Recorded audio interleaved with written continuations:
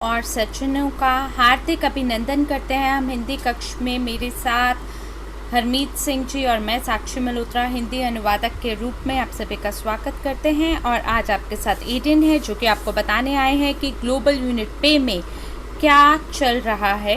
तो आप लोगों को थोड़ा समय पहले, मुझे याद नहीं है कि ये किसका सुझाव था, लेकिन हमें ये बोला गया था कि आप कृपया करके हमें बैक ऑफिस फंक्शन की ट्रेनिंग दीजिए। तो बिल्कुल आज हम तैयार हैं आपके साथ बैक ऑफिस ट्रेनिंग के साथ। तो कृपया करके आप मुझे जमा का चिन्ह दीजिए अगर पहला आप मुझे सुन पा रहे हैं, दूसरा अगर आप मुझे देख पा रहे हो, और तीसरा अगर आप वाकई में आप उत्सुक हैं देखने के लिए कि किस प्रकार से हमारा नया बैक ऑफिस काम करने वाला है। तो सभी जानकारी जिसकी आपको आवश्यकता है सब कुछ आपको प्राप्त होने वाला है। तो कृपया करके आप 1 2 3 दे सकते हैं या जमा का चिन्ह दे सकते हैं। तो बहुत बढ़िया, आइए अब हम अगली स्लाइड पर चलते हैं। जैसे कि आप लोगों को पता ही है, मेरा नाम एडेन वोट है। मैं यहाँ मेलबर्न ऑस्ट्रेलिया में रह रहा हूँ और मैं ग्लोबल यूनिट पे के लिए परियोजना प्रबंधक सहायक हूँ और podcast life with brothers of ईवरिच के लिए मैं सह मेज़बान हूँ। साथ ईवरिच पार्टनर कार्यक्रम के तहत मैं एक एजेंट हूँ और मेरी इच्छा है कि बहुत जल्द मैं एक बार ज़रूर अध्यक्ष की स्थिति को प्राप्त करूं और world journal for piece association का भी मैं एक सदस्य हूं। तो बहुत बढ़िया, अब हम आपके साथ आ गए हैं अगली स्लाइड पर। तो सबसे पहली चीज़ जो आपको करने की आवश्यकता है सो है www.gti.ch। वहाँ पर आपको जाने की ज़रूरत है। ये वही वेबसाइट है जिसकी मदद से आप अपने खाते को स्थापित करते हैं। लेकिन आज सारी चीज़ें मुझे आशा है कि आपके लिए स्थापित हो चुकी होंगी और अब आप लोग बिल्कुल तैयार होंगे मंच का उपयोग करने में बिना किसी बाधा के। तो सबसे पहले हम लॉगिन करेंगे, इस लॉगिन पेज पे आएंगे इस वेबसाइट एड्रेस के साथ और फिर हम ईमेल डालेंगे। वो ईमेल जो कि आप ईवरिच में भरते हैं वही यहाँ पे दर्ज करना है। उसके बाद आप जैसा आप पसंद करें उस प्रकार का जो आपका पासवर्ड आपने रखा है उस पर आप अपना पासवर्ड डालेंगे जो आपने चुना होगा और फिर आप साइन इन पे क्लिक करेंगे तो आप इस स्लाइड पर आ जाएंगे। और मेरे जो पोर्टफोलियो है उसकी कुछ चीज़ों को मैंने ब्लर कर दिया है स्क्रीन को। और हम इसको, जो हमारा आज का वेबिनार है, हम इसको 4 मुख्य बिंदुओं में विभाजित कर रहे हैं। सबसे पहले कि कैसे आप अपनी प्रोफाइल सेटिंग कर सकते हैं, दूसरा आपका जो बिज़नेस अकाउंट है उसको कैसे ग्लोबल यूनिट पे के साथ आप जोड़ सकते हैं, और तीसरा सबसे मुख्य भाग है ये, और वो है हमारे डैशबोर्ड के बारे में जहाँ पे आपको सभी संपत्ति देखने का मौका मिलेगा। फिर आप डिजिटल एसेट देख पाएंगे, फिर आप बैंक अकाउंट्स को देख पाएंगे कि किस प्रकार से उन्हें आप सेटअप कर सकते हैं ग्लोबल यूनिट पे के साथ। और फिर हम आपके साथ इसके आगे बात करेंगे कि किस प्रकार से जो सेटिंग कंपोनेंट है ये काम करते हैं। तो ये चौथा भाग होगा हमारे आज के वेबिनार का। आइए अगली स्लाइड पर चले। तो बहुत बढ़िया, सबसे पहले आपको क्या करने की ज़रूरत है अपनी प्रोफाइल सेटिंग में, आपको उस जगह पे क्लिक करना है जहाँ पे आपका नाम लिखा होगा और वहाँ पे आपको एक ड्रॉप डाउन मेन्यू मिलेगा। वो वाकई में ये मानकर चले कि उपयोगकर्ताओं के लिए बहुत बढ़िया है कि आपके पास आपका ईमेल एड्रेस है जो कि आपने पंजीकृत किया है अपने ग्लोबल यूनिट पे में, और साथ ही आपका जो यूनिक आईडी है जब आप खास करके यूनिटेक्स को ग्लोबल यूनिट पे के साथ और जो ईवरिच ट्रांजैक्शन है अगर उसको भी आप ग्लोबल यूनिट पे के साथ जोड़ना चाहते हैं तो आपके पास आपका अनूठा उपयोगकर्ता नाम ज़रूर होना चाहिए। या तो आप इसे याद रख लें, और अगर आपको याद नहीं है तो आप अपने खाते में जाके चेक कर सकते हैं, वहाँ से कॉपी करके यहाँ डाल सकते हैं। और इसके बाद तीसरा भाग है माय प्रोफाइल। ये बहुत महत्वपूर्ण है। यहाँ पे हम आपको सभी सेटिंग के बारे में बताएंगे और अगर आपको कोई भी सहायता की आवश्यकता है, जैसे अगर आपको सपोर्ट टिकट पे काम कराना है या मान लीजिए अगर कोई भी चर्चा आप करना चाहते हैं कि किस प्रकार की और अनन्य सेवाएं हम आपको प्रदान करते हैं ग्लोबल यूनिट पे में, जिसके ऊपर हम लोग धीमे धीमे आगे बढ़ेंगे। और फिर इसके बाद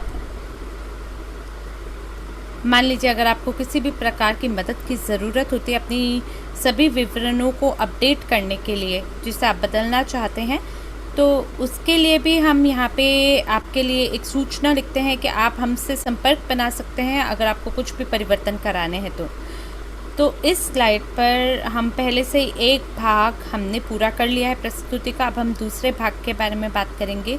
तो जितने भी उद्यमी बाहर हैं, जो भी खास करके जो इवोरिच के बाहर हैं, जिनके पास अपने व्यवसाय के खाते हैं, जो कि बाहर और अंदर अपनी धनराशि को हस्तांतरित करना चाहते हैं, तो यह भाग आपके लिए है। यहाँ पे दाईं ओर ऊपर की तरफ जो आपका मुख्य पृष्ठ है ग्लोबल यूनिट पे का, उस पे आपको ये बटन दिखेगा जिसके ऊपर लिखा है ओपन बिजनेस अकाउंट, यानी आप हमारे व्यवसाय खाते को खोलें। जब आप इसे क्लिक करेंगे तो आप अगली स्लाइड पर आ जाएंगे जो कि इस प्रकार से दिखेगी। तो ये तो बहुत ही सरल प्रक्रिया है। ये थोड़ा सा आपको मुश्किल लग सकता है पहली बार के लिए, लेकिन यहाँ हम लोग इसे बहुत ही मूल और सरलीकरण रूप से आपको समझाएंगे ताकि आपको सब स्पष्ट हो जाए। तो सबसे पहले आपको ये दर्शाना है कि क्या आप महज एक प्रतिनिधित्व हैं व्यवसाय के, या आप कंपनी के स्वामित्व रखते हैं या उसके स्वामी हैं। इसके बाद दूसरे भाग में आप बताएंगे कि आपके व्यवसाय के क्या विवरण हैं। क्या आप अकेले इसको संभाल रहे हैं, तो आप अपना नाम लिख सकते हैं और यहाँ पे आपको वो पूरी जानकारी दर्शानी है।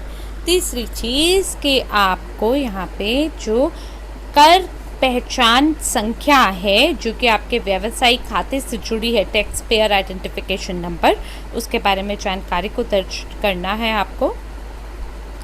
और इसके लिए आपको वो जो आपका विशेष कर संख्या है वो यहाँ डालनी है। और चौथे भाग में आपको कंपनी का पंजीकृत पता दर्ज करना है। और ये आपका बिजनेस/कंपनी जो कि आपके ग्लोबल यूनिट पे के बाहर है, तो वहाँ पे आप इस प्रकार से इसे भर सकते हैं। और पांचवा है कि आप अपनी मुद्रा का चयन करते हैं, जितनी भी फिएट मुद्राएं हमारे पास उपलब्ध हैं उन सब में से। तो ये भविष्य में आप इसे बदल पाएंगे। तो फ़िलहाल हमारे पास यूरो, स्विस फ्रैंक है और हमारे पास यूएसडी है। जैसे उदाहरण के लिए मैंने यहाँ पे आपके लिए सामने यूएसडी को चुना हुआ है, क्योंकि मेरे ख्याल से ये मुख्य मुद्रा है जो कि ज़्यादातर विश्व में इस्तेमाल होती है। तो यूरोपियन यूनियन में आप जानते हैं कि आपको किस प्रकार की मुद्रा का उपयोग करना है। ये बिल्कुल आपका अपना विकल्प है जिसे आप स्वयं चुन सकते हैं। छठे बिंदु पे आपको इस पूरी जानकारी का पुष्टिकरण करना है। और देखिए यहाँ पे जो कर है ये बहुत छोटा है और ये कह रहा है कि आप एक व्यवसाय खाते को खोल रहे हैं और आपको $2000 यहाँ भरने होंगे ताकि आप खाता खोलने की प्रक्रिया को जारी कर सकें। और ये जो फ़ी है ये आपसे, ये जो शुल्क है इसको घटा लिया जाएगा। जो फाइनल कंप्लीशन है, अंतिम पुष्टिकरण है आपके एप्लीकेशन के जिसके हम जांच कर रहे हैं उसके परिणाम के हिसाब से। और ये निर्भर करेगा कंपनी के सभी जोखिम श्रेणियों पे। तो ये जो है ये आपका KYC से कहीं ना कहीं संबंध रखता है और ये हर मुद्रा के हिसाब से अलग होगा। जैसे कि मान लीजिए कि अगर आपने USD चुना, जैसे मैंने चुना है, तो ये $2000 की राशि होगी। लेकिन अगर आप स्विस फ्रैंक को चुनते हैं तो ये 1500 स्विस फ्रैंक राशि होगी। और यूरो अगर आप चुनते हैं तो भी ये 1500 यूरो होगा। और मैं आप लोगों के लिए सुनिश्चित करना चाहता हूँ कि ये सारी चीज़ें जो हैं इस प्रस्तुति के दौरान आप इन सभी को नोट कर रहे हैं, ताकि किसी भी प्रकार का आपके लिए विस्मयकारी कोई बिंदु ना हो या आपके लिए आप सरप्राइज़ ना हो जाए कि ये क्या हो रहा है आगे। तो इसके बाद आपको ध्यान रखना है कि जो आपका व्यक्तिगत ग्लोबल यूनिट पे खाता है उसके अंदर आपके पास धनराशि होनी चाहिए। और अगर आप ये करना चाहते हैं तो ये बहुत बढ़िया है। अगर आप तैयार हैं तो ये हरा वाला जो बटन है आप इस पर क्लिक करेंगे, जिसका ये मतलब है कि आप कृपया करके हमारे व्यवसाय खाते पे के साथ आगे जारी हों। तो ये आपको इस पृष्ठ पे ले आएगा, जो कि बहुत मेल खाता है आपके व्यक्तिगत मंच से, जो कि हम आपको बहुत जल्द दिखाएंगे इसके बाद। तो यहाँ पे आपको ध्यान देना है कि अगर आपके खाते में वो राशि नहीं होगी जो आपको पिछली स्लाइड पे हमने दिखाया, जैसे कि आपको यहाँ देखने को मिल सकता है कि यह आपका व्यापार मंच है जिसे आप देख सकते हैं, और अभी तक 2000 USD के बकाया शुल्क के कारण ये सक्रिय नहीं हुआ है, क्योंकि ये चयनित पसंदीदा आपकी मुद्रा है, यानी जो USD है वो आपने चुना है। तो इस बात को आपको मद्देनज़र रखना है। तो दूसरा बिंदु भी हम आपके साथ पढ़ लेते हैं, जो कि ये आपसे ये बात कहता है कि ये जो 3 सरल प्रक्रियाएं हैं, आप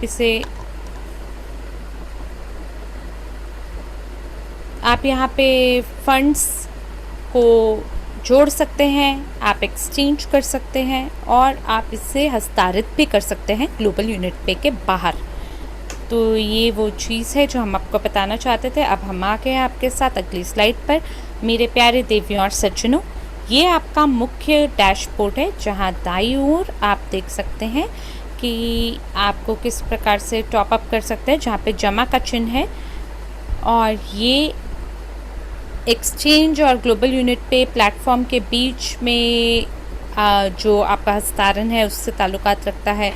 बीच में आपको एक सर्कल दिखाई दे रहा है, जो कि आपको ये बोलता है कि आप ग्लोबल यूनिट पे खाते से किसी और खाते में अगर ट्रांसफ़र करना चाहते हैं, हस्तांतरित करना चाहते हैं, तो आपको इस बटन को क्लिक करना है। तो ये जो तीनों बटन हैं, हम इसके बारे में आपके साथ बात करेंगे। तीनों के अलग अलग शुल्क हैं, तीनों के अलग अलग भाग हैं, जिस प्रकार से उनकी कार्यक्षमता होती है, ये संचालित होता है ताकि सफलतापूर्वक कार्य कर सके। जैसे उदाहरण के लिए मान लीजिए कि हम यूरो के लिए टॉपअप वाले बटन को चुनते हैं, तो हम इसके साथ आ गए अब अगली स्लाइड पर। तो हमने टॉपअप यानी ऐड मनी यानी धन जोड़ें बटन पे क्लिक किया, वहाँ से सीधे हमें इस पृष्ठ पे ले आया गया है, और आप इसको या तो बैंक हस्तांतरण के माध्यम से कर सकते हैं या क्रेडिट कार्ड के माध्यम से कर सकते हैं। तो यहाँ आप क्या करना चाहते हैं, यहाँ पर आपको अपनी जो जमा राशि है उसके बारे में विवरण डालना है, और जो भी आपका देश है, जो भी मुद्रा आप चुनना चाहते हैं, इसके बाद जो अगला भाग है उसमें ये बटन को आपको क्लिक करना है कि मैं पुष्टि करता हूँ कि मैंने सभी नियम और शर्तें क्वांटम कॉइन्स के बारे में पढ़ ली हैं। क्वांटम कॉइन्स को मैं ये मानता हूँ कि ये वो टोकन है जिसे आप एक्सचेंज कर सकते हैं अलग अलग प्रकार की मुद्राओं के लिए, जिनको हम ग्लोबल यूनिट में पे का भाग बनाएंगे, और मेरे ख्याल से ये बहुत ही मज़ेदार है।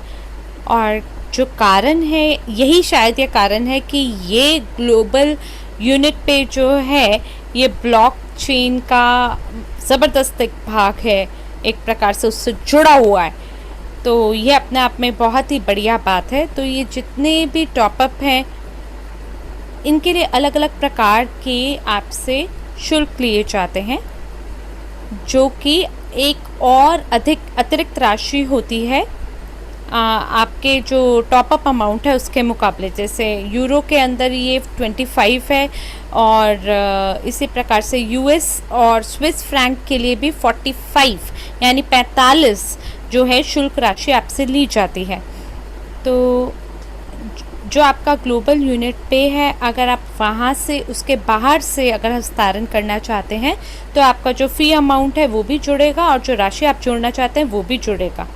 तो अब हम अगली स्लाइड पर आ गए हैं। एक बारी जब वो प्रक्रिया पूरी हो जाती है, तो इसके बाद हमें इस विशेष पृष्ठ पे ले आते हैं मॉडरेटर जी। तो यहाँ आपको क्या करना है, यहाँ आपका जो ग्लोबल यूनिट पे भुगतान विवरण है, जो कि आपके बाहर की वित्तीय संस्था है, वहाँ से अगर आप कुछ भी हस्तांतरण कर रहे हैं, तो आप अपना IBAN नंबर, स्विफ्ट की जानकारी को लिखते हैं, आपका बेनिफिशियरी नाम आप वो लिखते हैं, बेनिफिशियरी पता आप भरते हैं, और बहुत ज़रूरी है कि आप अपना अनूठा जो उपयोगकर्ता ID है वो ज़रूर आप रेफरेंस के नाम पे यहाँ पे डालेंगे। बहुत बहुत महत्वपूर्ण है कि आपका अनूठा उपयोगकर्ता ID रेफरेंस के क्षेत्र में आपने भरा है। अगर आप मेरे से सहमत है तो जमा का चिन्ह आप चैट में डाल सकते हैं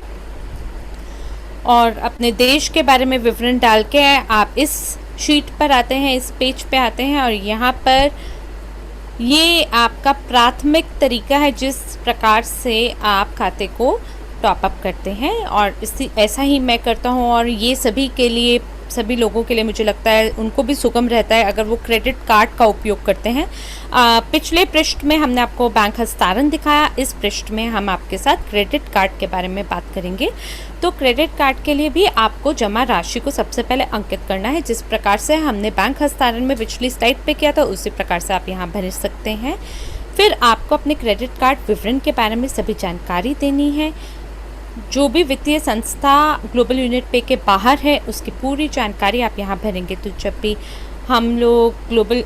जब भी हम इस प्रकार से किसी पृष्ठ को भर रहे होते हैं तो जो जानकारी भरनी है वो ग्लोबल यूनिट पे के बाहर जो वित्तीय संस्था है उसकी जानकारी आप भरेंगे।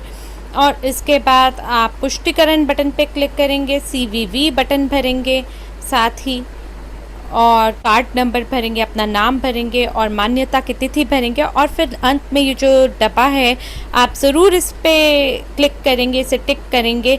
ये नियम और शर्तों के पुष्टिकरण के बारे में दोबारा से वही सूचना है जो हमने आपको पहले बताई थी। मेरा आपसे विशेष अनुरोध है कि ज़रूर आप नियम और शर्तों को जाके एक बार पढ़ें ताकि आप पहचानें कि किस प्रकार के नियम और शर्तों के बारे में यहाँ चर्चा हो रही है। अगर आप पढ़ते हैं तो ये हमेशा बढ़िया रहता है। और जैसे कि आप देख पा रहे हैं यहाँ पे यूरो का जो शुल्क है वो 6.5% है। ये वो राशि है जो कि अतिरिक्त ली जाती है जमा राशि के ऊपर। तो इस स्थिति में ये $6.50 है।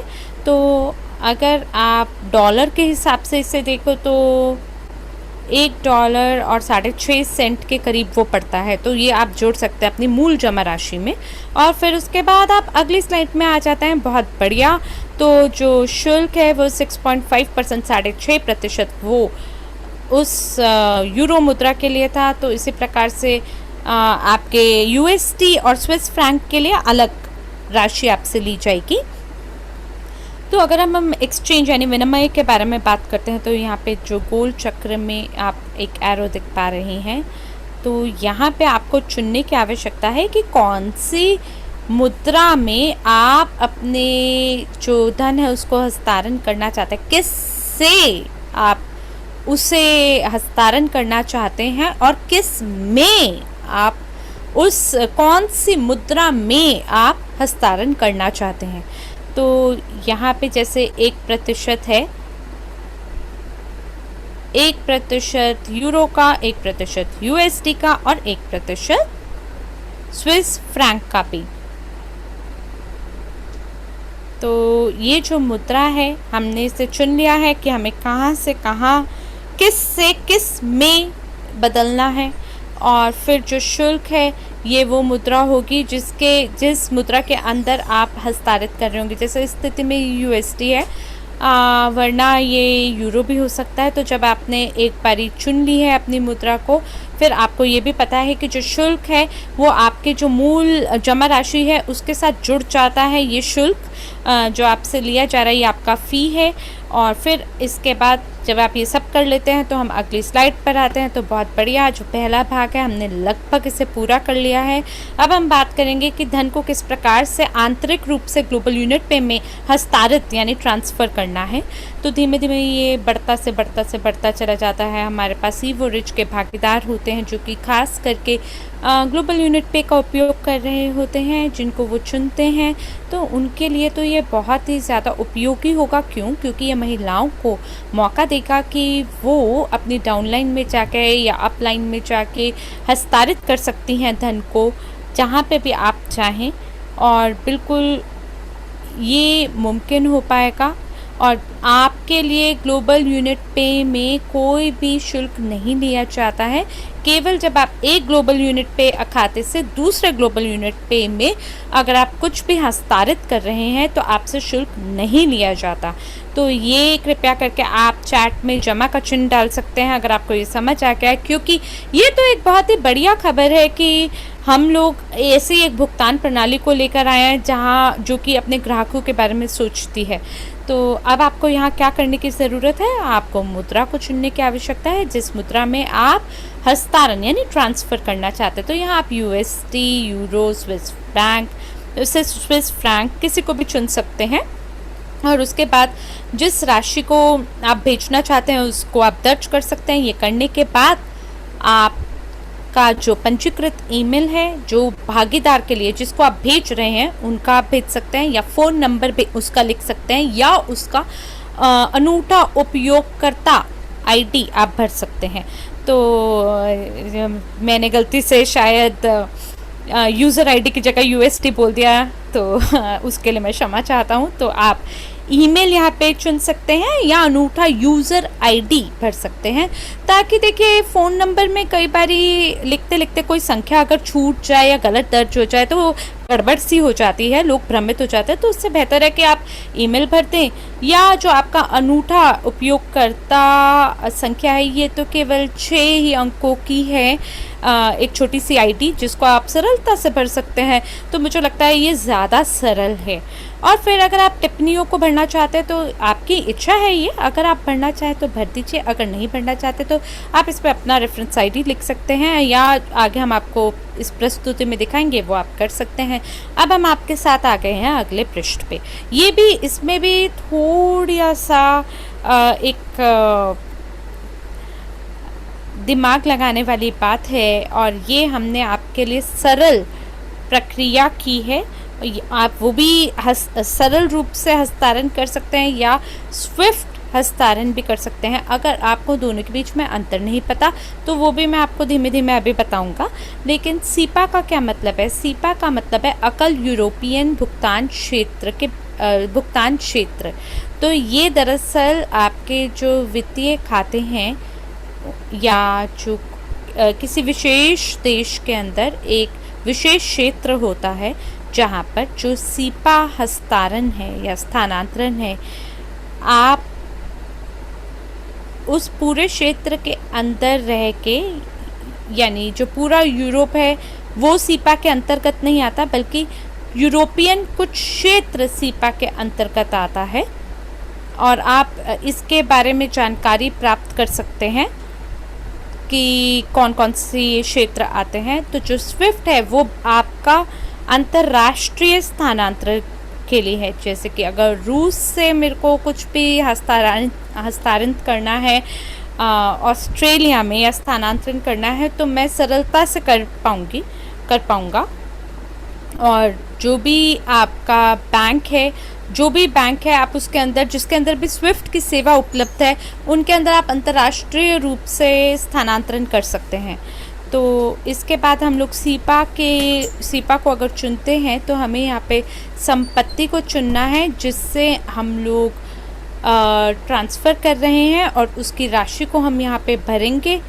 जैसे कि मान लीजिए अगर आप सीपा ट्रांसफ़र करते हैं तो ये केवल यूरोप के लिए होगा, लेकिन अगर आप अंतर्राष्ट्रीय हस्तांतरण करना चाहते हैं तो ये स्विफ्ट का उपयोग करके आप कर पाएंगे। और यहाँ पर आपको अपने खाते संख्या को भरना है या IBAN संख्या को भरना है, और जो स्विफ्ट है उसके अंदर हम लोग IBI नंबर को चुनते हैं। जैसे ऑस्ट्रेलिया के लिए हमारे पास BSB भी है, और ये भी IBI/बिग नंबर के अंतर्गत आता है। और फिर इसके बाद हम लोग जो भी हस्तांतरण विवरण है या रेफरेंस संख्या है या कमेंट है, यानी जो आपका अनूठा उपयोगकर्ता आईडी है वो आप यहाँ पे भर सकते हैं। जो भी रेफरेंस आप यहाँ पे डालना चाहते हैं आप उसे भर सकते हैं। और अगर ये आपका यूरोपियन बैंक अकाउंट भी है तो भी आप यहाँ पे लिख सकते हैं कि ये मेरा रेफरेंस नंबर है, ये मेरी टिप्पणी है, ताकि मान लीजिए अगर आपका बैंक स्टेटमेंट है तो उसके अंदर ये आपका पहला लेन देन दर्शाएगा कि आपने ग्लोबल यूनिट पे से किसी वित्तीय संस्था में किस प्रकार से स्थानांतरण किया है, उसकी जानकारी वहाँ दिखाएगा। तो फिर ये जो बेनिफिशियरी विवरण है उसके अंदर व्यक्ति का पूरा नाम, उसका पता, उसका पोस्टल कोड यानी जिप कोड नंबर, उसके शहर की संख्या या शहर का विवरण आप लिख सकते हैं और फिर देश को आप चुन सकते हैं और ये पूरी विवरण को यहाँ पे भर सकते हैं, ताकि कोई भी जो आधिकारिक व्यक्ति है जो इस फॉर्म को देख रहा है वो आपको एक एक्सक्लेमेटरी मार्क के साथ, एक संदेह के साथ ना देखे या कोई विवरण आपको ना दे। तो इसलिए आप सभी जानकारी को स्पष्ट रूप से भरें। तो ये जो आपका बेनिफिशियरी डिटेल्स है, इसके अंदर आपको क्या भरना है, इसके लिए आपके पास 2 विकल्प हैं। सबसे पहला कि अगर ये किसी का बैंक खाता है जहाँ पे आप अधिकतर ट्रांसफ़र करते हैं, चाहे वो आपके परिवार का व्यक्ति है, चाहे आपके दोस्त हैं, चाहे कोई भी है, तो मेरा आपको ये कहना है कि इस विवरण को आप सेव कर लें ताकि आपके जीवन को थोड़ा सरल बना दे, आपको बार बार ये सब ना भरना हो। तो आपको मतलब मन में एक संतुष्टि हो, अच्छा ठीक है, मेरे को हर बार अगर स्थानांतरण करना है तो भाई मेरे को हर बार ये विवरण नहीं भरना है, मेरे को अपनी ऊर्जा की खपत इतनी नहीं करनी है। तो अगर आप सेव कर लेंगे तो ये स्वतः यहाँ पे आ जाएगा उस व्यक्ति का विवरण। और हमें देखिए, हमारे धन का, हमारी ऊर्जा का, जो भी हमारे पास संसाधन है, हमें उन्हें बचा के रखने चाहिए। तो उसके लिए हमने आपका जीवन सरल करने के लिए इस बटन को चुना है। तो जो 5वां बिंदु है, चौथा है, वो बता चुका हूँ मैं। अब 6ठे बिंदु पे हम आ गए हैं। दोबारा से अगर आपने सभी नियमों और शर्तों को नहीं पढ़ा है, नहीं स्वीकार किया है, तो कृपया करके आप उसे स्वीकार भी करें और इन्हें पढ़ें भी ज़रूर। आप अगर पढ़ते हैं तो आपको पता चलेगा कि प्रत्येक लेन देन के लिए यूरो में 30 यूरो का शुल्क लिया जाता है। स्विस फ्रैंक के लिए 30 स्विस फ्रैंक आपसे लिया जाता है और यूएसडी के लिए भी वही राशि है 30, जिसे आपको चुनना है और आपके मद्देनज़र आपके ध्यान में होना चाहिए। अब हम आ गए अगली स्लाइड पर और ये 2021 भुगतान गेटवे नहीं होगा बिना डिजिटल संपत्ति का।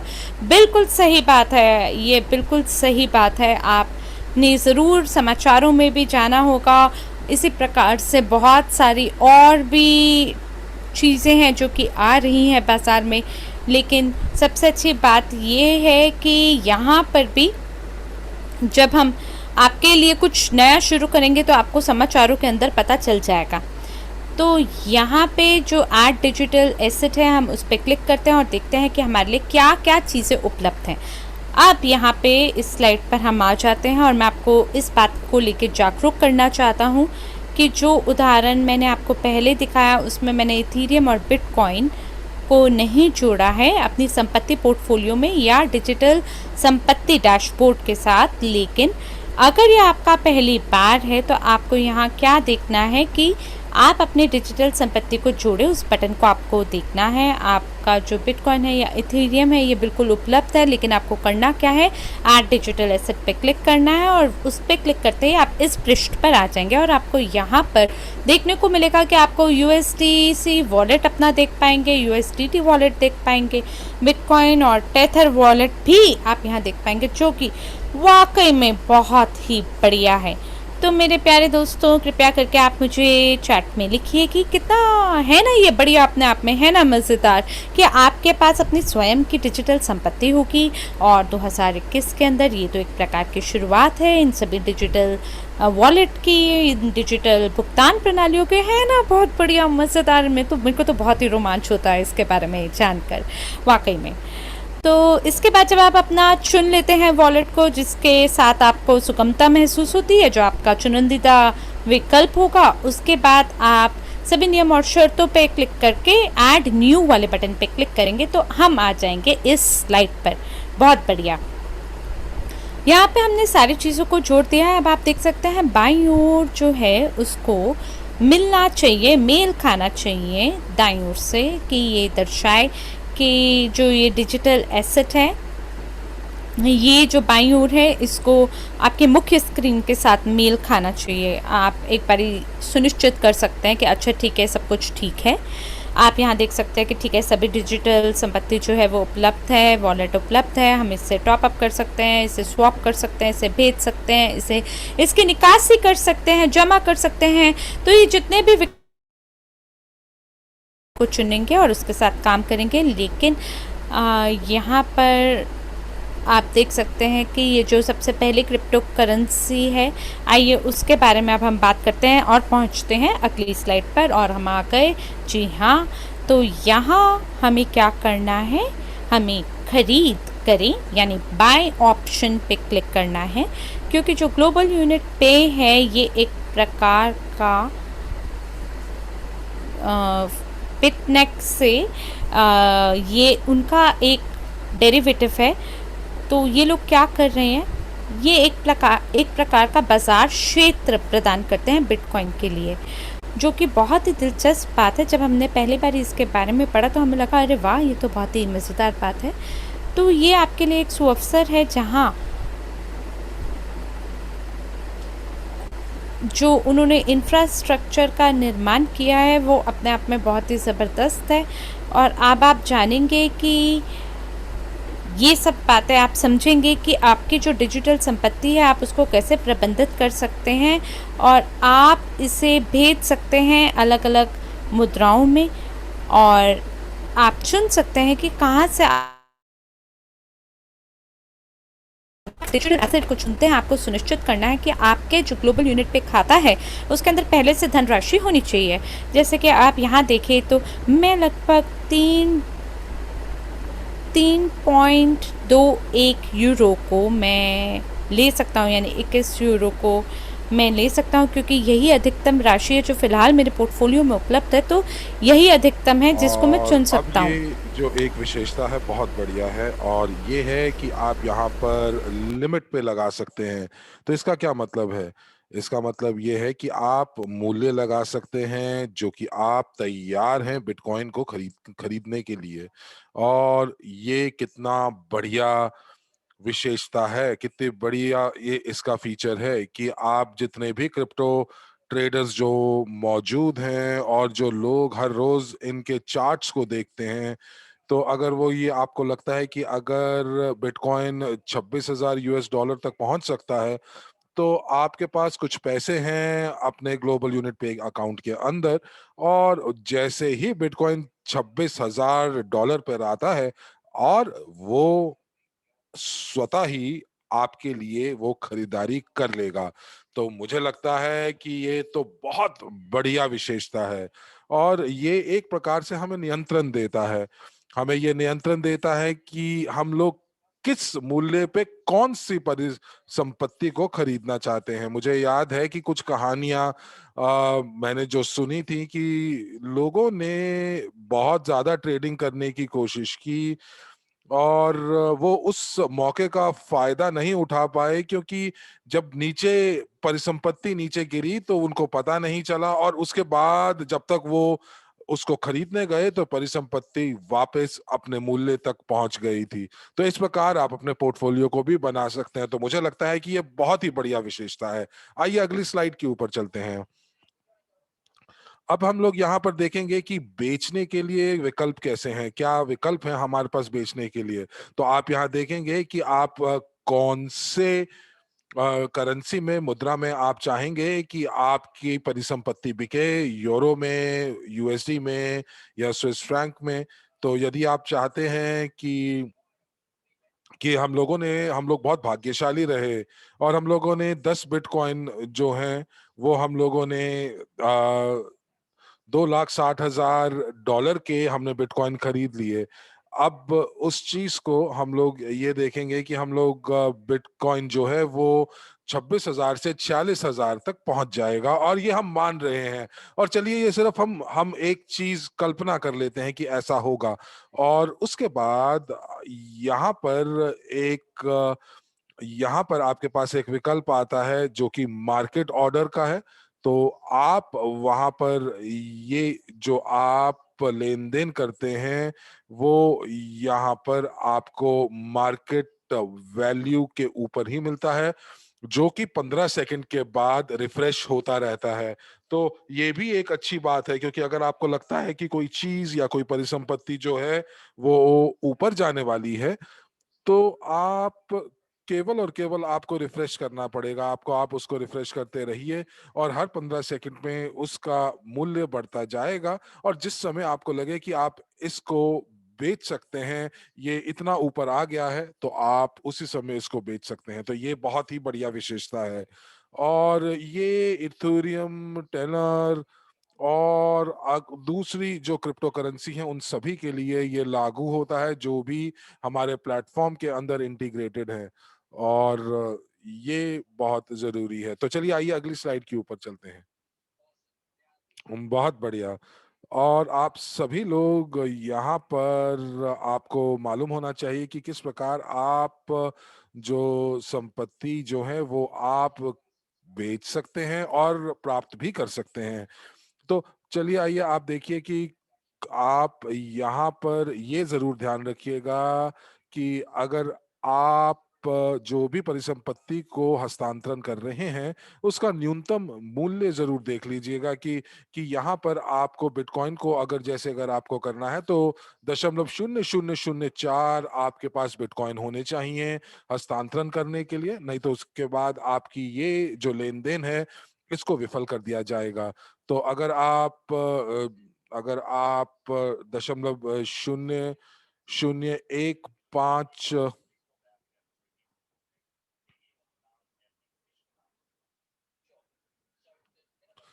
तो यहाँ पर एक बार फिर कोशिश करते हैं। जो न्यूनतम जो मूल्य है वो आपको 0.0015 का है।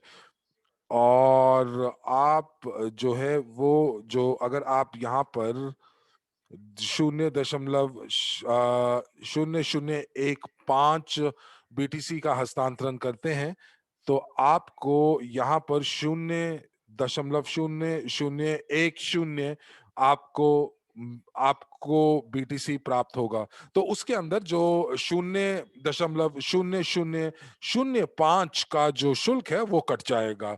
तो यहाँ पर आपके पास बीटीसी वॉलेट एड्रेस का के लिए आपको क्यूआर कोड भी दिया हुआ है, और आप उस क्यूआर कोड को आप स्कैन कर कर ये हस्तांतरण पूरा कर सकते हैं।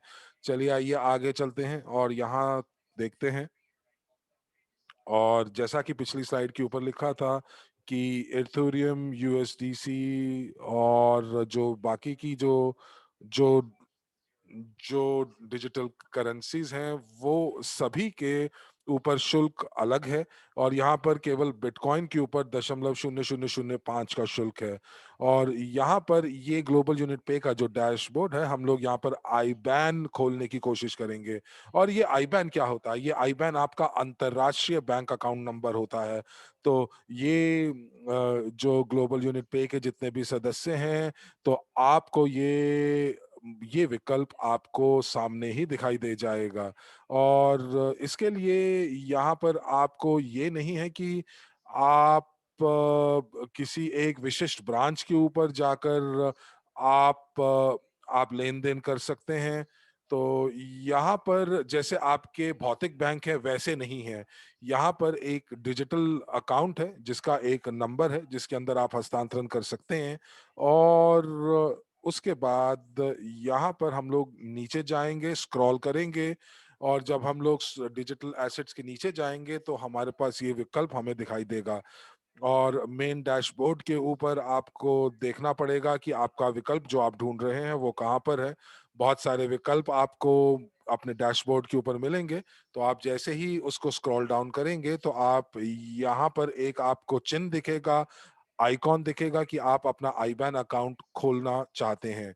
और आप जैसे ही वो बटन को दबाएंगे, तो यहाँ पर अब हम लोग देखते हैं सीपा और स्विफ्ट को, तो जिसके बारे में मैं बात कर रहा था।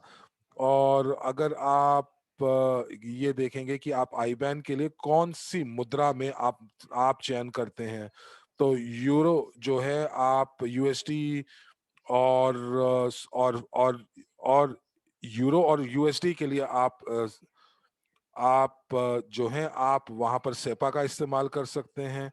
और इन दोनों के लिए अगर आप स्विफ्ट करना चाहते हैं तो आप वहां पर आपको देखना पड़ेगा कि आपका अकाउंट कौन से देश के अंदर है। तो स्विफ्ट अकाउंट खोलने के लिए आपको देख चयन करना पड़ेगा कि कौन से देश में आपको चाहिए। उसके बाद आप आईबीएन के अंदर देखेंगे कि ये कहाँ पर आप खोलना चाहते हैं, और उसके बाद आप जो हैं आप देखेंगे कि आपको बताया जाएगा कि आपके शर्त और नियम क्या क्या हैं। आप बटन दबाएंगे कि बटन की अकाउंट खोल दीजिए, और आप जब दबाएंगे तो आपका ये अकाउंट खुल जाएगा। और आइए अगली स्लाइड के ऊपर चलते हैं। तो यहाँ पर अगर आपको आईबैन अकाउंट खोलना है तो यूरो के लिए, जो कि लिथुएनिया के अंदर आप अगर अकाउंट खोलना चाहते हैं, तो 125 यूरो का उसका खर्चा है। और अगर आप लिंक्टनस्टाइन में सीपा और स्विफ्ट दोनों खोलना चाहते हैं तो आपको $250 देने पड़ेंगे। तो अगर आप यूएसडी का खेलना चाहते हैं, जो कि केवल और केवल स्विस फ्रैंक की तरह लिंक्सेनस्टाइन के अंदर है, तो वो आपको एक बार का जो शुल्क है वो $300 का देना पड़ेगा। और अगर आप इसके अंदर सीएचएफ भी खोलना चाहते हैं लिंक्सेनस्टाइन के लिए, तो उसके लिए 275 आपको आपको डॉलर देने पड़ेंगे। और जैसा कि मैंने आपको बताया कि अगर आपको लिंक्सेनस्टाइन का आईबैन केवल यूरो मुद्रा के लिए ही है, और अगर आपको यूरो और यूएसटी दोनों करने हैं तो सीपा और स्विफ्ट दोनों का आपको इस्तेमाल करना पड़ेगा। तो ये मैंने आपको पहले ही बता दिया था। चलिए आइए, अब हम लोगों ने बैंक अकाउंट देख लिया, हम लोगों ने, अब आपने देख लिया कि हमारे पास डिजिटल करेंसीज क्या क्या है, कैसे हम लोग एक मुद्रा को दूसरी मुद्रा पे कैसे हस्तांतरण करते हैं। और एक और चीज जो हम लोग अब देखेंगे कि हम लोग अपने कार्ड्स में कैसे ये हस्तांतरण कर सकते हैं। अभी तक हमारे पास भौतिक कार्ड्स नहीं हैं, अभी तक कोई तारीख भी तय नहीं हुई है, और मुझे नहीं पता है कि अगर किसी चीज का निर्णय हुआ है। तो मुझे लगता है कि सारी की सारी चीजें जो हैं पहले की तरह ही हैं। लेकिन जैसे ही नई चीजों के बारे में हमें पता चलेगा हम लोग आपको बताएंगे। और यहाँ पर आप देख पा रहे हैं कि यहाँ पर आप देखेंगे कि आपके पास अभी तक, अगर आपके पास वर्चुअल कार्ड है तो आप यहाँ पर उसको सेटअप कर सकते हैं। और यहाँ पर आपको बटन करना है, दबाना है, जिसका है ऑर्डर न्यू कार्ड का। तो जैसा कि मैंने कहा कि हमारे पास जो उपलब्ध जो विकल्प है वो वर्चुअल कार्ड्स का ही है। तो ये इस्तेमाल होते हैं कि अगर आप ऑनलाइन ट्रांजैक्शंस लेन देन करना चाहते हैं, और हो सकता है कि आने वाले समय में आपके पास एक और भौतिक कार्ड भी मिले, और उसको भी हम लोग इस अकाउंट में लिंक कर सकते हैं। तो एक बार फिर आप ये जरूर सुनिश्चित कर लीजिएगा कि आपके पास के अकाउंट में पैसे मौजूद हैं, जैसे कि आपने व्यक्तिगत अकाउंट के साथ और आपने अपने व्यावसायिक अकाउंट के साथ किया। लेकिन यहाँ पर आपको एक फीस देनी पड़ेगी, और आपको यहाँ पर एक बार का जो शुल्क है वो $10 देना होगा। और उसके बाद मैंने यहाँ पर पीछे एक छोटे से टेक्स्ट में आप पढ़ पा रहे हैं नहीं, पर मैं पढ़ देता हूँ। और वो ये है कि आप वर्चुअल कार्ड का इस्तेमाल तभी कर पाएंगे जब आप ऑनलाइन लेन देन कर रहे होंगे। यदि आपको एटीएम का इस्तेमाल करना है तो आपको भौतिक कार्ड की व्यवस्था करनी होगी। और अब हम लोग अगली स्लाइड के ऊपर चलते हैं और आपको मैं बताता हूं कि ये किस प्रकार काम करती है। तो यहाँ पर हम लोगों ने ये जो कार्ड है, इस हम लोगों ने वर्चुअल कार्ड ऑप्शन को चुनाव किया। और यहाँ पर आप सिर्फ केवल वर्चुअल कार्ड ही नहीं बल्कि और भौतिक कार्ड को भी आप इस्तेमाल कर सकते हैं। और इसके लिए मैं बहुत शीघ्र आपको ये सारी जानकारी दे देता हूँ। तो ये यहाँ पर आपको कार्ड बैलेंस के बारे में बताता है, आपको बताता है कि आपका कार्ड किस प्रकार का है, और उसके बाद आपको इस कार्ड की स्थिति बताता है, क्योंकि आप चाहें तो इस कार्ड को बंद भी कर सकते हैं, स्थगित कर सकते हैं अस्थायी रूप से। और जैसा कि मैंने आपको कहा कि यहाँ पर आपके पास 16 डिजिट का पूरा कार्ड नंबर आपको दिखाया जाएगा जब आप कार्ड इन्फो पे दबाते हैं। और यहाँ पर आपको दिखाई दे रहा है, तो यहाँ पर आपको पूरा का पूरा 16 डिजिट का नंबर दिखाई देगा, सीवीवी कोड दिखाई देगा और एक्सपायरी दिखाई देगी, वैधता दिखाई देगी। और अगर आपको कभी लगता है कि आपके कार्ड का दुरुपयोग किया जा रहा है, तो आप इस कार्ड को स्थगित भी कर सकते हैं। तो हम लोग अगर आपको इस कार्ड की भविष्य में जरूरत नहीं है तो आप इसको स्थगित कर सकते हैं। आइए अगली स्लाइड पर चलते हैं।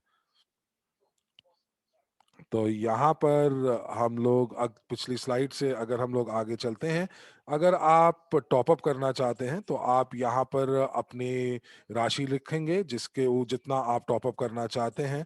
और टॉप अप करने के लिए आपको केवल यूरो का ही भुगतान कर सकते हैं। तो आपको, अगर आपके पास यूएसडी है या स्विस फ्रैंक है, तो आपको उनको पहले से ही आपको यूरो के अंदर आपको परिवर्तित करना पड़ेगा।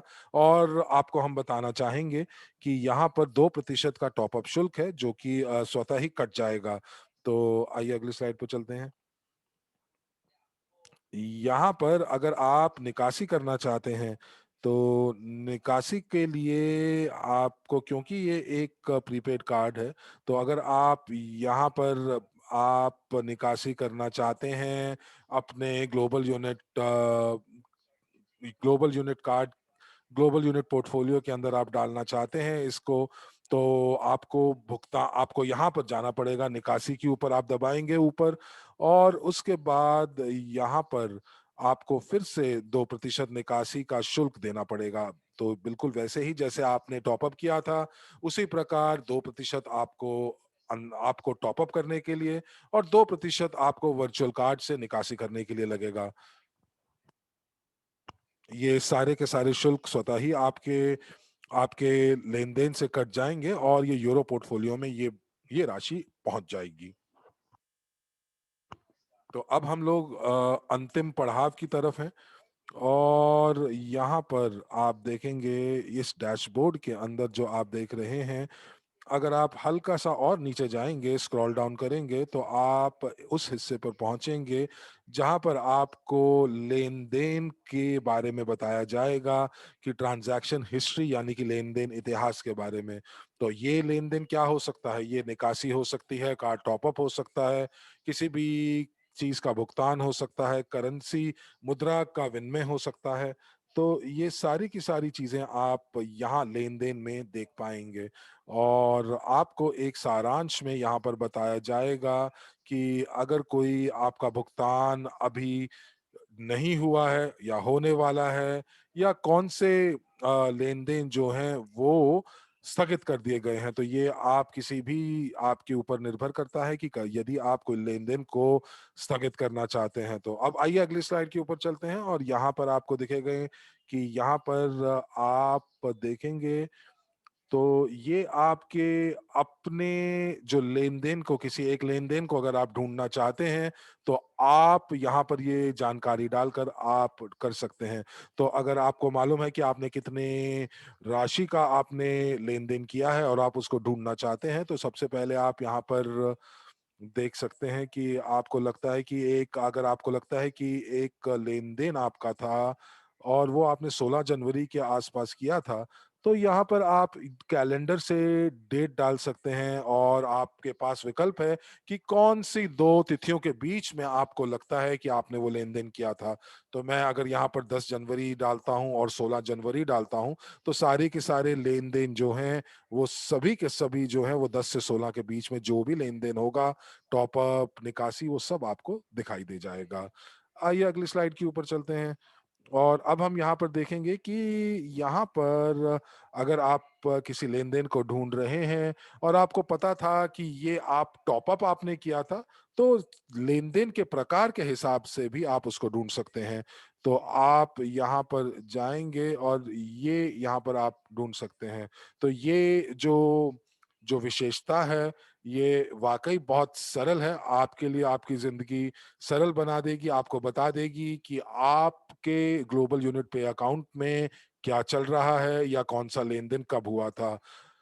और हम लोग वाकई ये चाहते हैं कि सारी की सारी चीजें जो हैं कानून के दायरे में रहकर पारदर्शी तरीके से आपके सामने प्रस्तुत हों, क्योंकि ये एक बहुत ही विश्वसनीय प्लेटफॉर्म है और जिसका आप इस्तेमाल कर रहे हैं। और आपको नियंत्रण रखना चाहिए कि आपका पैसा कहाँ से आ रहा है और आपका पैसा कहाँ को जा रहा है। तो चलिए आइए अगली स्लाइड के ऊपर चलें। यहाँ पर अगली स्लाइड के ऊपर मुझे ये वाली विशेषता बहुत पसंद है। और यदि आपको पता है कि आपने यूरो में लेन-देन किया था या आपने बिटकॉइन का लेन-देन किया था या इथेरियम का लेन-देन किया था, तो आप यहाँ पर उनको ढूँढ सकते हैं और ये आप देख सकते हैं कि ये कौन से अकाउंट से ट्रांसफ़र या हस्तांतरण हुआ था। तो यहाँ पर आप देख रहे हैं कि ये जो एक कार्ड यहाँ पर जो दिखाई दे रहा है, वो कार्ड का नंबर है। तो अगर आप कोई ऐसी चीज़ ढूँढना चाहते हैं जो आपने अपने कार्ड से की थी, तो आप इसका चयन कर सकते हैं। या आप देखना चाहते हैं कि आपने यूरो में कुछ लेन-देन किया था, तो आप यूरो में कर सकते हैं। और साथ ही साथ यहाँ पर अगर आप देख रहे हैं मेरी तरह, तो यहाँ पे गोल्ड, सिल्वर, प्लैटिनम यानी कि सोना, चाँदी और प्लैटिनम के बारे में भी जानकारी दी जा रही है। जो कि मुझे संकेत देता है कि आने वाले समय में हम लोग बहुत शीघ्र इनके अंदर भी लेन-देन शुरू करने वाले हैं। तो यहाँ पर अगली विशेषता है वो ये है कि आपका जो लेन-देन है उसकी अभी स्थिति क्या है? क्या वो कम पूरी हो चुकी है या वो अभी चालू है या अभी वो प्रक्रिया में है या उसको स्थगित कर दिया गया है? तो जब आप कभी भी इन विकल्पों में से किसी एक विकल्प को आप चुनेंगे, तो सभी के सभी आपकी जो लेन-देन है वो उस स्थिति में जो है वो आ जाएँगे। आइए अगली स्लाइड के ऊपर चलते हैं। तो यहाँ पर दोस्तों, ये मेरे ख्याल से आखिरी हिस्सा है हमारी प्रस्तुति का। तो यहाँ पर आपको एक बटन दिखाई दे रहा है जो कि सेटिंग्स का है और ये आपके बाएँ हाथ में सबसे नीचे होगा। और आइए अगली स्लाइड के ऊपर चलते हैं और देखते हैं कि ये बटन क्या करता है। तो जैसे हम सेटिंग्स को हम बताएँगे और इसको हमने पहले भी बात की है। तो यहाँ पर आप प्रोफाइल सेटिंग्स कर सकते हैं और यहाँ पर आपको दिखाई दे रहा है कि किस प्रकार आपकी जो प्रोफाइल है वो दिखाई दे रही है। तो सबसे पहले आपको ये बताया जाएगा कि क्या आपका सत्यापन हुआ है कि नहीं? दूसरा, आप ये बताएँगे कि ये आपका जो पता है, क्या उसकी पुष्टि हो चुकी है कि नहीं? और उसके बाद आपका नाम, पता और आपकी यूज़र आईडी के बारे में जानकारी दी जाएगी। और आपको ये भी बताया जाएगा कि कौन-सी भाषा और कौन-सी मुद्रा का ये अकाउंट जो है वो इस्तेमाल कर रहा है।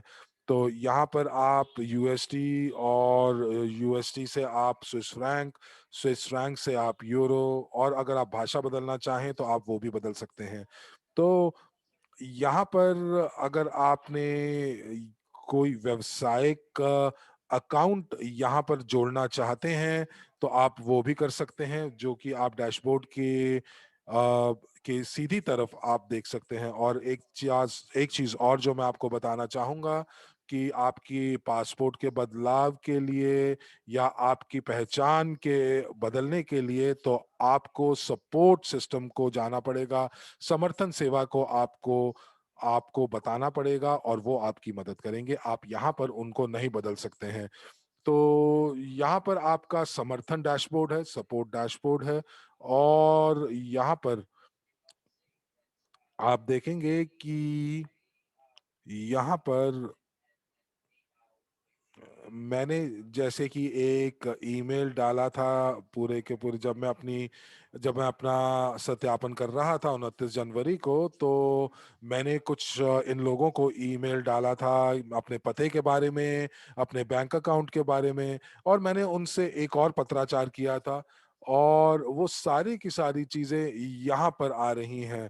और मैंने यहाँ पर आप देख पा रहे हैं कि जो चीज़ें मैंने वहाँ पर समर्थन सेवा को लिखी थी, वो सारी की सारी चीज़ें यहाँ पर मौजूद हैं और आप इस डैशबोर्ड का इस्तेमाल कर सकते हैं, समर्थन सेवा से संपर्क करने के लिए। आइए अगली स्लाइड के ऊपर। तो अभी हम लोग यहाँ पर देखेंगे कि किस प्रकार सपोर्ट टिकट को बनाते हैं, उसका, कि ये बहुत ही सही तरीका है। और यहाँ पर सबसे पहले आप बताएँगे कि ये किस विषय के अंदर है, और जहाँ पर आप देखेंगे कि एक ड्रॉप डाउन मेन्यू है, उसमें आप चुनेंगे कि किस शीर्षक के ऊपर आपको समर्थन चाहिए। और यहाँ पर आप देखेंगे कि हम लोग ग्लोबल यूनिट पे सपोर्ट में, कि या आईटी या सिक्योरिटी का इशू है, या आपको भुगतान में कोई दिक्कत है, या आपको शुरुआत इस अकाउंट को शुरुआत करने में कोई दिक्कत है। तो जब आप इन चारों में से विषय का चुनाव कर लेंगे, तो यहाँ पर एक मैसेजेस करके एक खाना है, उसके अंदर आपको पूरी की पूरी जानकारी देनी है। तो आप यहाँ पर जितनी जानकारी देंगे कि आपको दिक्कत हो रही है, तो उसको आप स्पष्ट रूप से जब आप करेंगे, तो आपको समर्थन सेवा आपकी जल्दी से जल्दी अच्छे तरीके से मदद कर पाएगी, और आपकी जो भी दिक्कत है उसका निवारण होगा।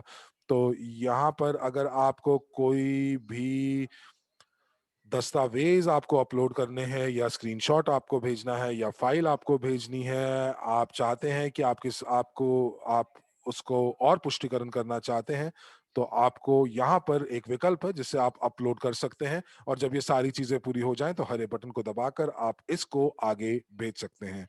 आइए आगे चलते हैं। और यहाँ पर आप देख रहे हैं, तो ये एक आपका नोटिफिकेशन सेटिंग्स है, यानी कि आपको सूचना की सेटिंग्स है। ये आपको पूरी की पूरी जानकारी देगा कि, और ये भी बहुत अच्छी बात है कि आप अपने हिसाब से जिस सूचना प्राप्त करना चाहते हैं उसका आप चयन कर सकते हैं।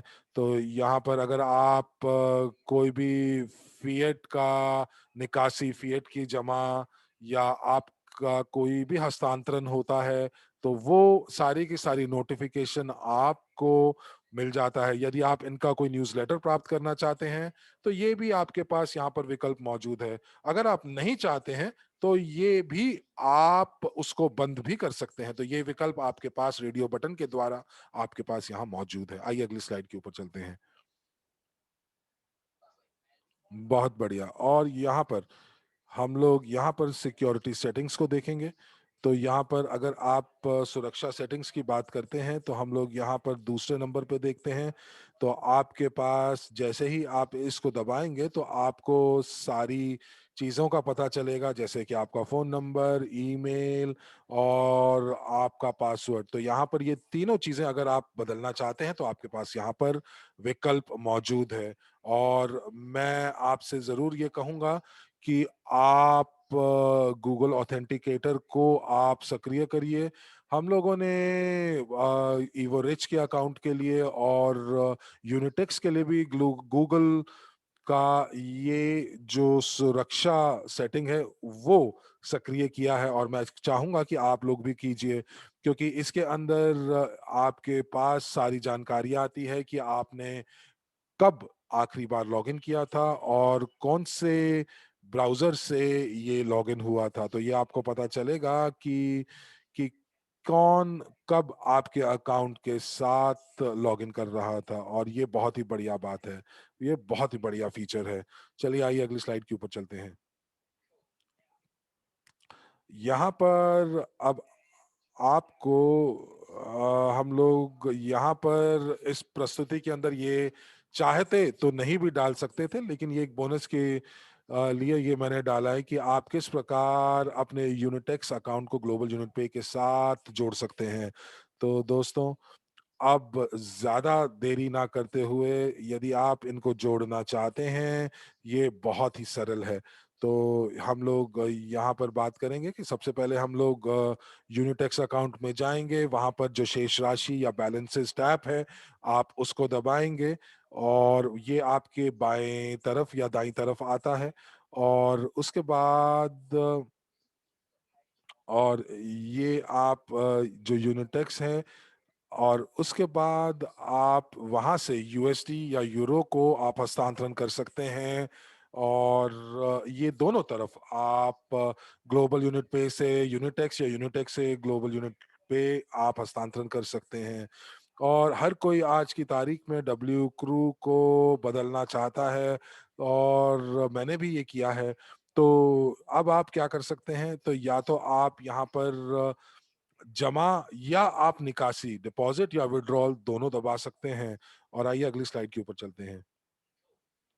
तो यहाँ पर जैसे ही मुझे वो पेज तो नहीं पता चला, क्योंकि मैंने अपना ग्लोबल यूनिट जो जो ग्लोबल यूनिट पे का अकाउंट था वो मैंने अपने यूनिटेक्स के साथ जोड़ लिया है। तो इसीलिए आपको एक प्रक्रिया मैं बता देता हूं कि आप जैसे ही डिपॉजिट को आप दबाएंगे और वो आपको क्वांटम क्लियरेंस या ग्लोबल यूनिट पे के साथ लिंक करना है, आपको ये विकल्प देगा और हम लोग यहाँ पर ग्लोबल यूनिट पे का विकल्प जो है वो चुनेंगे और वहां पर एक पॉपअप आएगा और आपसे पूछा जाएगा कि आप अपनी यूजर आईडी को ग्लोबल यूनिट पे अकाउंट की जो यूजर आईडी है वो यहाँ पर जमा कीजिए। और जैसे ही आप यहाँ पर जमा करेंगे और उसके बाद आप पेयर करेंगे तो ये जो हस्तांतरण है वो उसी समय हो जाएगा। और ये केवल और केवल आपको एक ही बार करना है और उसके बाद आप जो पूरी की पूरी जो जो आपको जानकारी है हस्तांतरण की वो आपको डालनी है, कितने डॉलर आपने डालने हैं। और आपको ये बता दूं कि यहाँ पर जो ग्लोबल यूनिट पे के जो जो कमीशन है वो 1.5% है और क्वांटम से अगर आप करते हैं तो वो 7% है। तो मुझे लगता है कि ये बहुत ही बढ़िया चीज है। चलिए आइए अगली स्लाइड के ऊपर चलते हैं। बहुत बढ़िया। तो यहाँ पर दोस्तों धन्यवाद आपका, और आपने पूर्ण ध्यान से आपने ये दिया। तो अब यहाँ पर अब हम लोग अपने प्रश्नोत्तर सत्र के ऊपर चलते हैं। यदि आपके पास कोई प्रश्न है तो हम लोग उसका उत्तर आपको देंगे। तो कोई प्रश्न अगर आप जानना चाहते हैं तो आप वो पूछ सकते हैं और मैं बहुत खुशी से आपके इन प्रश्नों का उत्तर दूंगा। अगर आपके पास कोई भी प्रश्न है तो आप वो मुझसे इस समय पूछ सकते हैं। यहाँ पर एक प्रश्न है इटालियन कक्ष से। बहुत बढ़िया। क्या बैक ऑफिस अंग्रेजी में ही मौजूद है या ये और भाषाओं में मौजूद है, जैसे रूसी, स्पेनिश, इटालियन? अगर आप मुझे दो सेकंड देंगे तो मैं आपको पता बताता हूं। मुझे मालूम है कि भाषाओं का विकल्प मौजूद है, लेकिन मैं आपको अभी देखकर बता दूंगा कि क्या कौन कौन सी भाषाएं जो हैं वो उपलब्ध हैं। आप मुझे कुछ क्षण दीजिए और मैं आपको बताऊंगा कि कौन कौन सी भाषाएं यहाँ पर मौजूद हैं।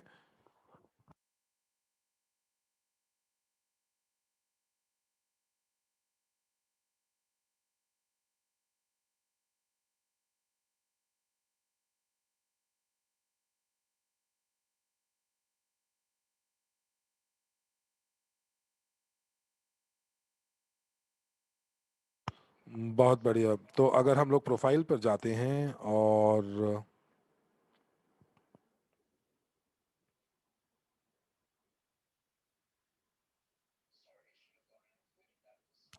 मुझे अपनी स्लाइड्स में इस तथ्य को डाल देना चाहिए था, मैं माफी चाहूंगा। और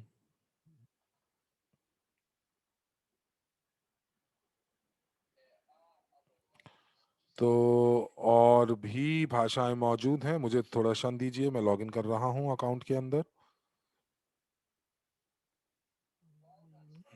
तो यहाँ पर अगर जब तक लॉगिन हो रहा है तब तक कोई और प्रश्न है तो मुझसे पूछिए। ईडन, आपको याद है कि हम लोगों ने बात की थी कि लिमिट ऑर्डर्स के बारे में बात की थी।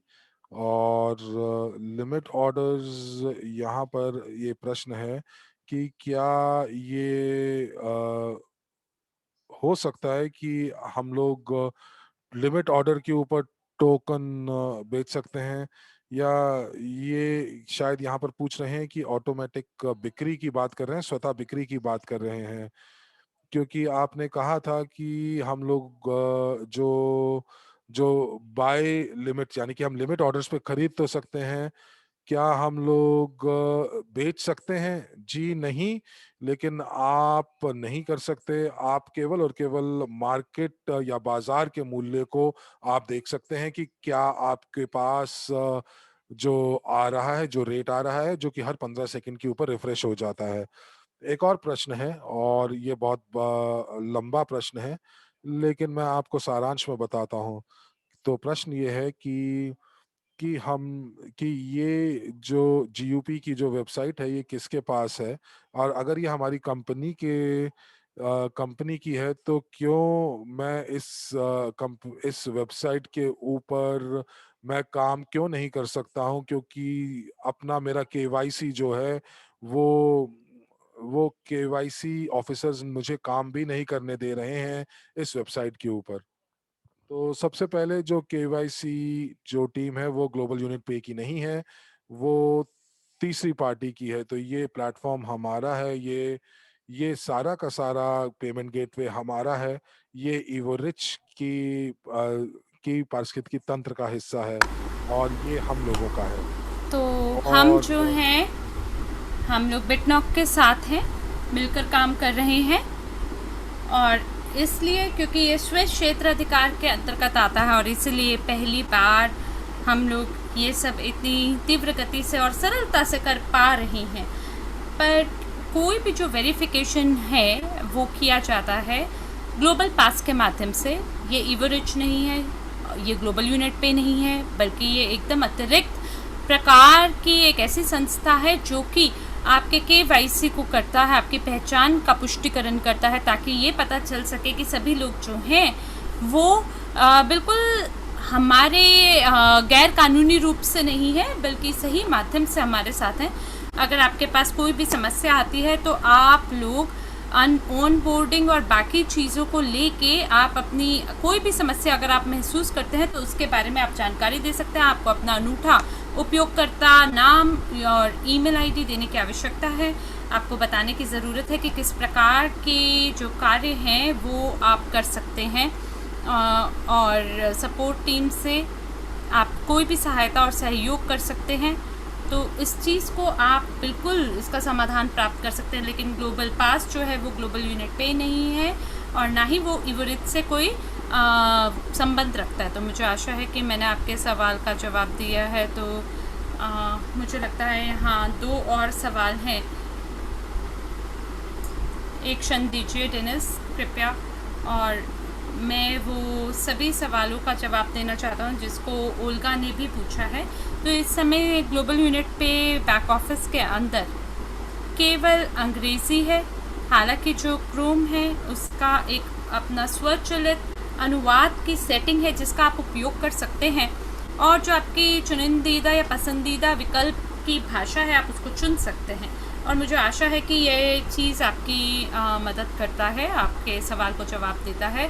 तो मेरा ख्याल है कि जो दूसरे भागीदार हैं उनके पहले सवाल का जवाब दे दिया गया है, क्योंकि वो पूछ रहे थे कि क्या इंटरफेस जो है वो रूस के अंदर उसका अनुवाद होगा या नहीं। तो पेशेवर रूप से ये अनुवाद होगा या केवल गूगल ट्रांसलेट से आप लोग अनुवाद कराएंगे। तो ये बोल रहे हैं मुझे ये नहीं पता ये कब होगा, और अगर मैं बीच का व्यक्ति होता तो मैं ये कहता कि ये तो बहुत मुश्किल है कि ये पेशेवर रूप से ना हो अनुवाद। लेकिन देखिए फ़िलहाल इस मुद्दे पे मैं टिप्पणी अपनी नहीं दे सकता हूँ इसके बारे में। और जो दूसरा सवाल है सो ये है कि क्या ये मुमकिन हो पाएगा कि हम हमारे जितने भी प्रॉफिट है उसको विड्रॉ कर सकें एक्सचेंज और ग्लोबल यूनिट पे के माध्यम से, बैंक कार्ड के माध्यम से, वर्चुअल कार्ड नहीं बल्कि जो बैंक कार्ड है जो कि रूसी फेडरेशन में जिसका उपयोग होता है, या जो बैंक खाता है रशियन फेडरेशन में। और अगर ऐसा है तो कुल कमीशन कितना होगा पूरी यात्रा के लिए, यानी यूनिटेक्स से जो आपका वर्तमान बैंक कार्ड अकाउंट है। तो देखिए मुझे ये नहीं पता यूनिटेक्स के बारे में फ़िलहाल, लेकिन एक बार जब ये जो प्रस्तुति YouTube पे चली जाएगी तो इसके बाद आप लोग ज़रूर स्लाइड्स में जाएं जहां पर मैंने आपसे बात की थी कि किस प्रकार से आप पैसे का स्थानांतरित कर सकते हैं ग्लोबल यूनिट पे के बाहर। तो आप कोई भी वित्तीय संस्था या बैंक हो, IBAN नंबर, स्विफ्ट संख्या का उपयोग करते हुए सही विवरण भर के आप यकीनन ये कर पाएंगे। चाहे कोई भी वित्तीय संस्था हो, जो सभी हमारा जो प्लेटफॉर्म है इसका सहयोग देता है, और आप किसी भी अन्य वित्तीय संस्था का उपयोग कर सकते हैं। और इसीलिए हम लोग बहुत ज़्यादा सख्ती के साथ आपकी पहचान का ध्यान देते हैं, और इसीलिए सभी जो हमारी जांच करने का तरीका है वो बहुत ही सख्त है अपने आप में, ताकि हम लोग सही तरह से सारी चीज़ों को करें। क्योंकि देखिए कितनी सारी और अन्य कंपनियां हैं जहाँ पे लोगों को एक प्लेटफॉर्म के माध्यम से इतनी सारा धन होता है उनके पास एक ही मंच पे, लेकिन वो वहाँ से निकासी नहीं कर पाते हैं। लेकिन ऐसी स्थिति आप हमारे साथ नहीं देख पाएंगे, और मुझे आशा मैंने आपके सवाल का उत्तर दे दिया है।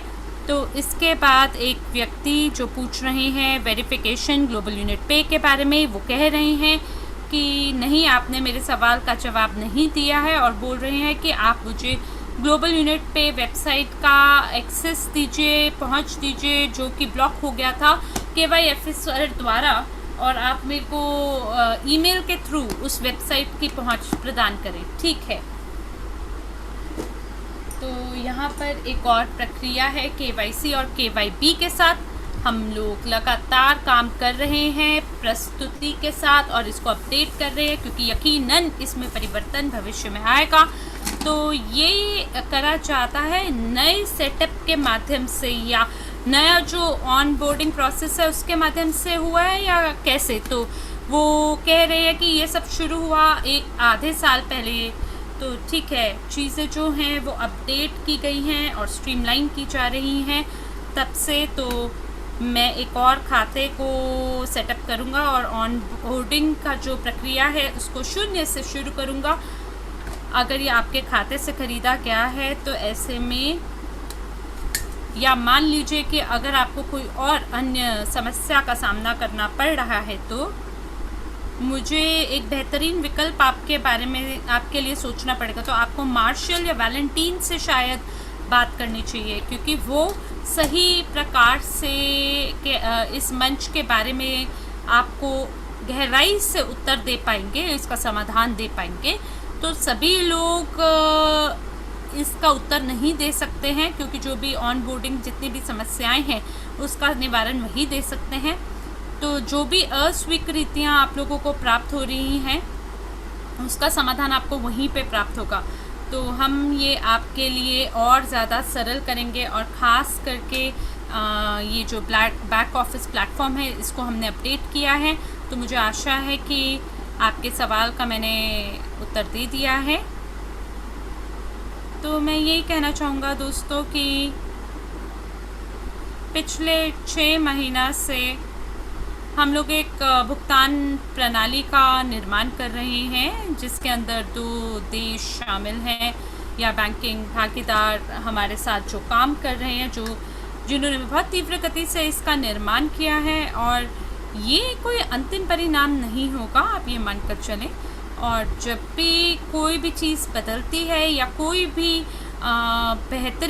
बेहतर करने के लिए इस मंच को कोई भी क्रिया की जाती है, तो हम आपके सभी सुझावों को लेके काफ़ी खुले दिमाग से उनका हम स्वागत करते हैं। तो आप ज़रूर आप हमें अपने सभी प्रकार के सुझाव दे सकते हैं।